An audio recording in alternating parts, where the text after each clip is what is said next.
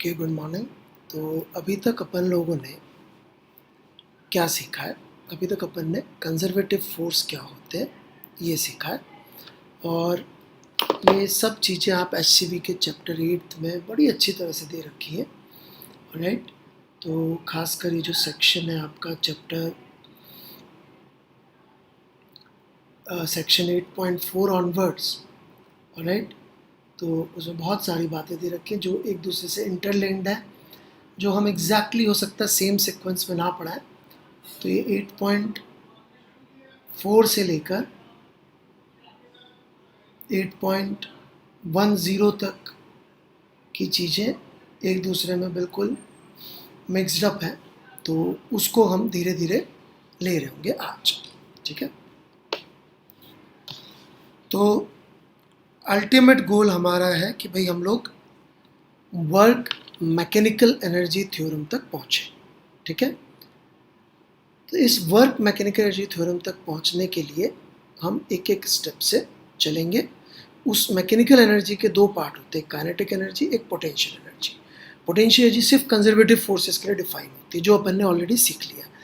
तो हम लोग धीरे धीरे इन सब चीज़ों की तरफ चलेंगे।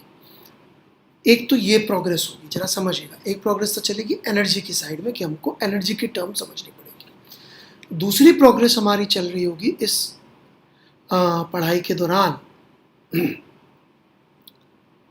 On going from individual to system.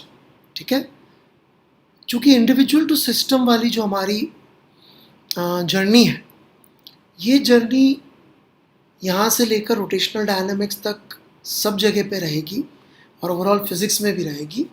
तो थोड़ा सा हम अपना वक्त जो है शुरुआत में आप देखेंगे पहले सिस्टम पे लगाएंगे, थोड़ा सिस्टम के लिए चीज़ें लिखेंगे, और फिर हम उसको जो है एनर्जी मतलब कि पोटेंशियल एनर्जी पे जाएंगे। तो इस तरह से आज अपना सीक्वेंस रहेगा इस लेक्चर का, और मे बी अगले 1-2 दिन के लेक्चर्स का। राइट, चलिए, तो देखिए, एक सिंगल पार्टिकल यदि मेरे पास है, राइट, एक सिंगल पार्टिकल मेरे पास है,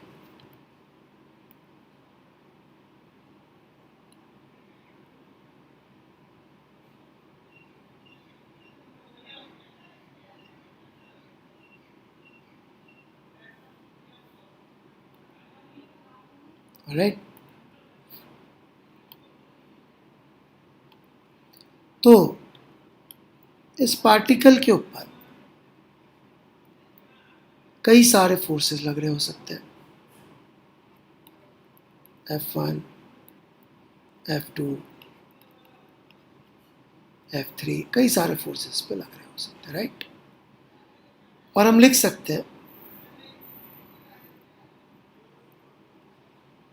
net force is equal to M A, Newton second law है सिंगल पार्टिकल के लिए, कोई इसमें नई बात नहीं है। ओके, सारे फोर्सेस का vector sum is equal to mass into acceleration, acceleration observed from inertial reference frame. Pseudo force आएगा तो वो भी बाद में समझा देंगे, अभी उसकी चिंता करने की जरूरत आपको नहीं।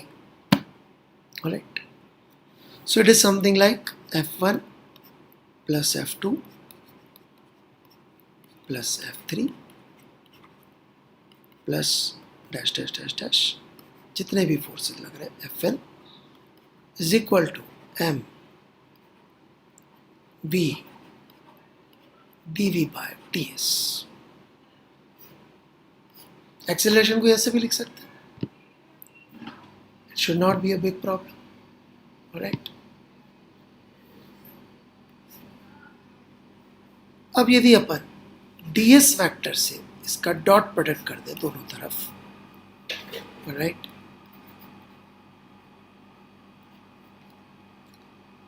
तो एसेंशियली ये जो चीज होगी v वेक्टर डॉट ds जब आप करने जाएंगे, ओके, तो वेलोसिटी डिस्प्लेसमेंट जो होगा इंस्टेंटेनियस उसके अलॉन्ग ही होगी। सोचिएगा इस विषय में, यदि एक पार्टिकल का डिस्प्लेसमेंट इस तरफ हो रहा है, राइट, तो इसकी वेलोसिटी इसी दिशा में होनी चाहिए।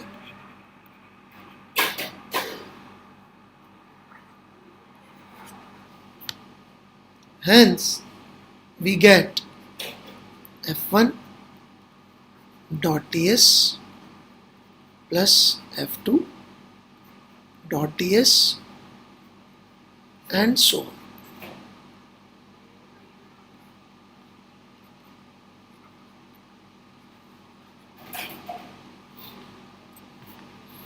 राइट, तो यहाँ पे वेक्टर की ज़रूरत रह नहीं जाती है, ये एम वी डी वी बन जाता है। राइट, और जैसा मैं आपको शुरू से कहते आ रहा हूँ कि वर्क एनर्जी और न्यूटन्स लॉ में एक बहुत बड़ा अंतर है।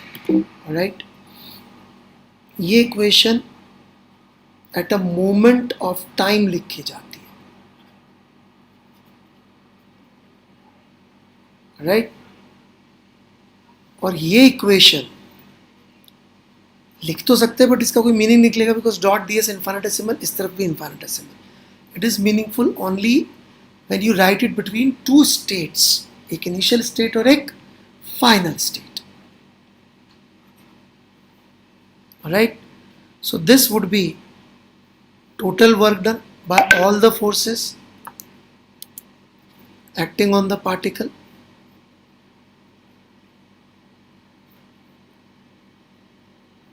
Okay, this is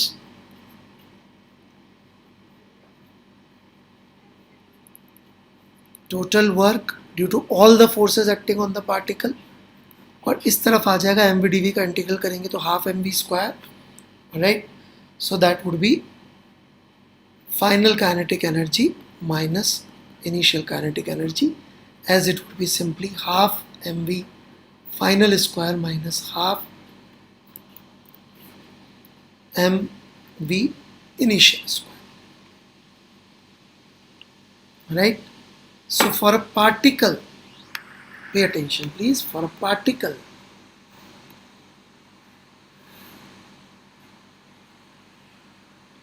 this is work energy theory. और क्योंकि यहाँ पे एनर्जी में सिर्फ काइनेटिक ही है तो बाकी अच्छा रहेगा कि हम उसको लिखते हैं work kinetic energy theorem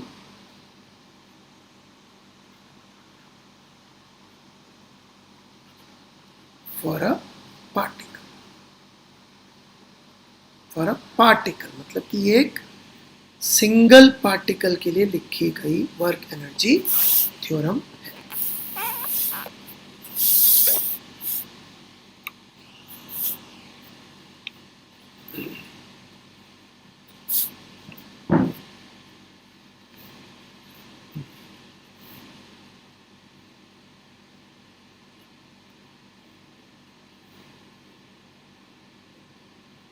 single particle के लिए ये वर्क काइनेटिक एनर्जी थ्योरम है।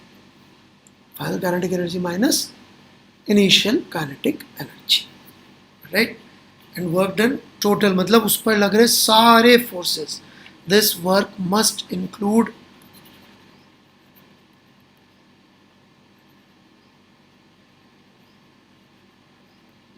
all forces active on it.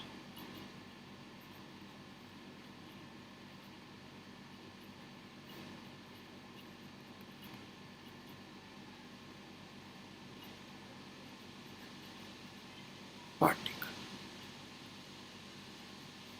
ठीक है, वेरी इंपॉर्टेंट।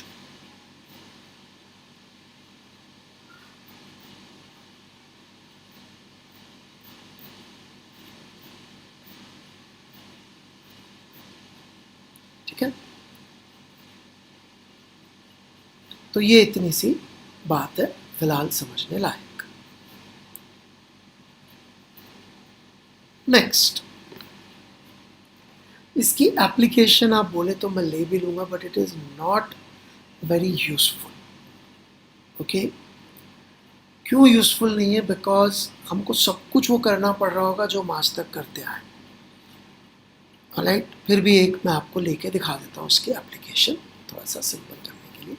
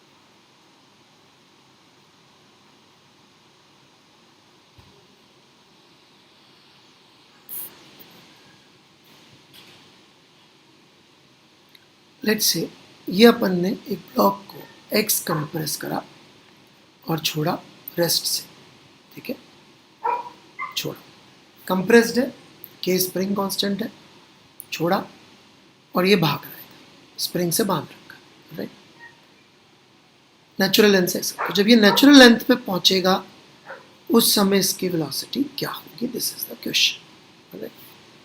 अब देखिए हमारे पास दो तरीके हैं इसको सॉल्व करने के, ठीक है। एक, भाई जब ये इसको या तो x1 लिख लेते हैं ताकि वो थोड़ा अननोन से नोन, जब ये नेचुरल लेंथ से x पीछे है तो इस पे फोर्स लग रहा है kx लग रहा है, तो इसका एक्सेलरेशन हो गया kx बटा m, राइट। इस एक्सेलरेशन को मैं लिख सकता हूँ v dv बाय dx,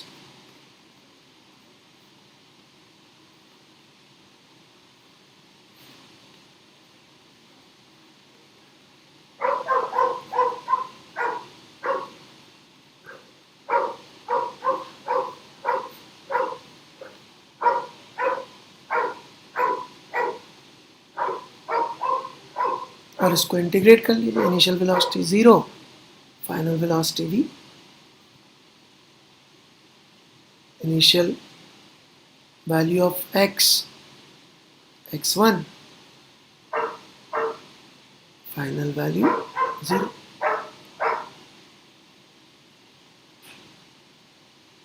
सही है कि नहीं? बस ये लिमिट्स थोड़ी सी गड़बड़ है, क्यों गड़बड़ है ये समझाने में बहुत मेहनत लगेगी, राइट, इसलिए वर्क एनर्जी ज़्यादा अच्छा रहता है, राइट, क्योंकि हम लोग यहाँ लिख रहे हैं डिस्प्लेसमेंट, चूंकि हम लोग डिस्प्लेसमेंट लिख रहे हैं तो डिस्प्लेसमेंट इस दिशा में हो रहा है, राइट,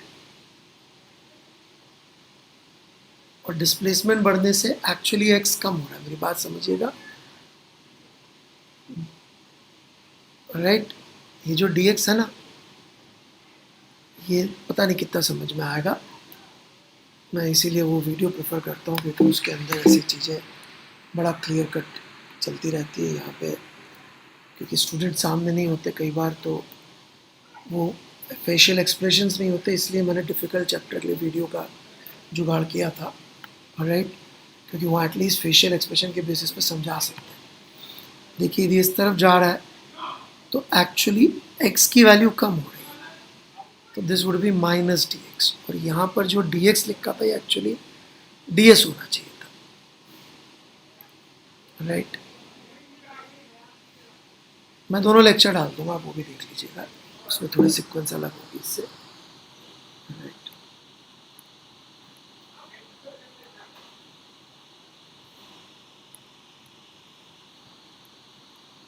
राइट, खैर। तो यहाँ एक अल्टीमेटली मुद्दा इतना सा है कि यह माइनस आएगा, नहीं तो उल जलूल आंसर आ जाता है, खैर। तो v square by 2 minus u square by 2 is equal to half k by m x1 square minus u आपका 0 है ही सही, तो v आपका root k by m x1 हो जाता है।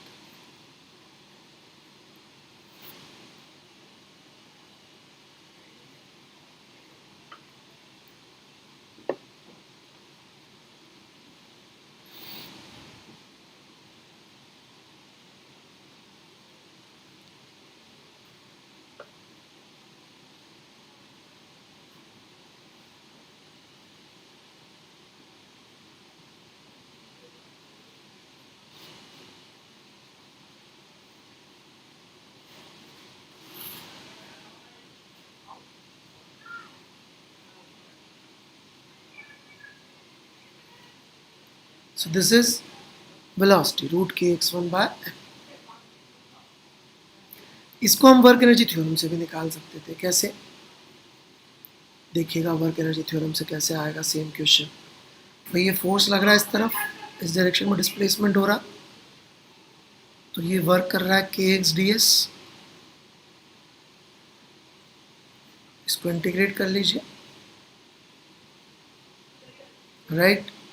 तो ये स्प्रिंग पे पॉजिटिव वर्क कर रहा है, फोर्स और डिस्प्लेसमेंट की डायरेक्शन सेम है, तो ये आपका वर्क हो गया स्प्रिंग का, और तो कोई फोर्स लग नहीं रहा इस पर जो वर्क कर रहा होगा।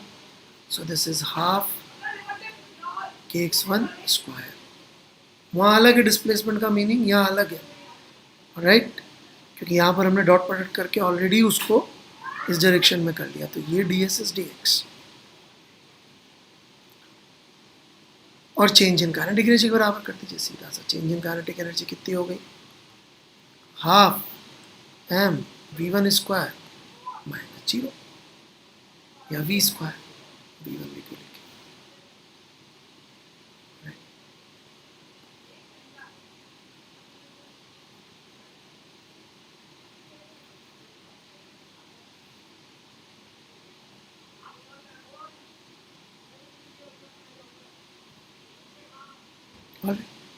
So this is change in kinetic energy, equate कर दीजिए, यू गेट सेम सॉल्यूशन, ठीक है। प्लस माइनस थोड़ा कंफ्यूजिंग लग सकता है, टेंशन मत लीजिएगा, ये धीरे धीरे आदत के साथ समझ में आने लग जाएगा, ये भी नया नया है इसलिए मैं इस पर ज़्यादा एम्फसाइज नहीं कर पाऊँगा। ना तो मैं पॉइंट बीइंग कि एक सिंगल पार्टिकल के लिए हम लोग इंटीग्रेशन पहले से करके रख लिए, इतना ही हमारा काइनेटिक एनर्जी थ्योरम, तो बहुत फ़ायदा एज सच देखेंगे तो नहीं हो रहा है, ठीक है। एक और एग्जाम्पल ले लेते सिंगल पार्टिकल के लिए, आपको थोड़ा और कंफर्ट आ जाएगा।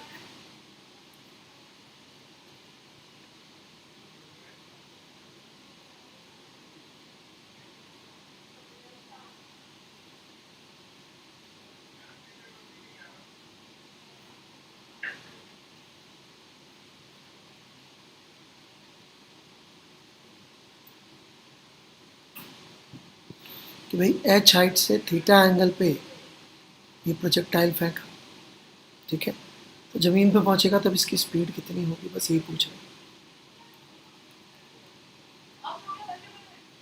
हैं, right.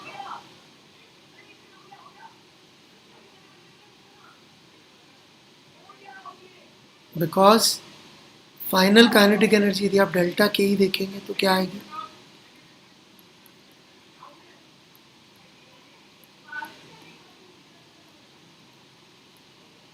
This is change in kinetic energy.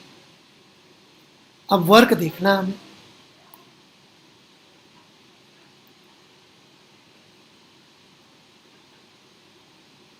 ये ग्रेविटी का फोर्स वर्क कर रहा हो और तो कोई है नहीं, राइट, और इसका किसी डायरेक्शन में डिस्प्लेसमेंट होगा,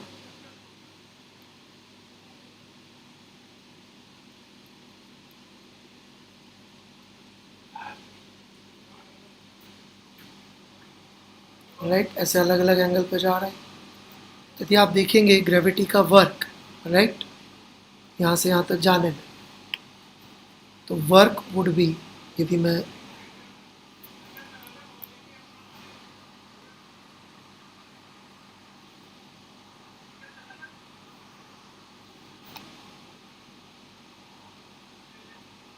इसको y इसको x ले लो, राइट, तो work would be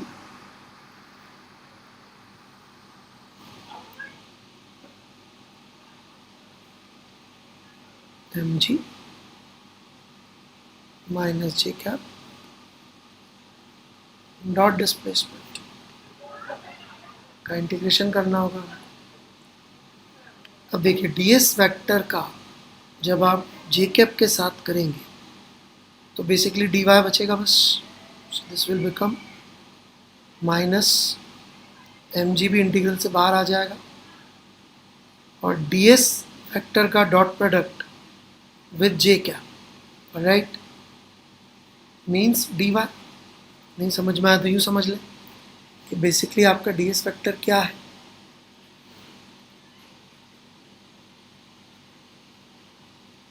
it is dx i cap plus dy J cap, कर लीजिए डॉट प्रोडक्ट, यही बचेगा।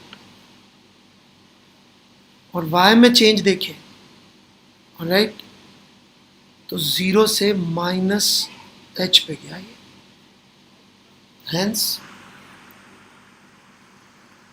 work done is equal to mg H solve कर लीजिए, change in kinetic energy half m v square minus half m u square. Obviously angle here was not important, as you can see. So what we have learned is to apply work-Kinetic theorem for a single particle. Is it very, very useful? That's a different point. इसका फायदा तब होगा जब हम इस equation को system के लिए लगाएं. एक, दो, ये वर्क की कैलकुलेशन यदि हमें इतनी ही गहराई से हर बार करनी है तो भी कोई फायदा नहीं है. प्लीज अंडरस्टैंड, ये वर्क की कैलकुलेशन में यदि हम फिर से वही एफडी बना रहे हैं, सब वही चीज़ें करें तो भी कोई फायदा नहीं है. तो आइडिया इज कि हमको इसको ऐसा कुछ बनाना है कि हमें कम से कम इसमें एफर्ट डालने पड़े. Right, so let's see next.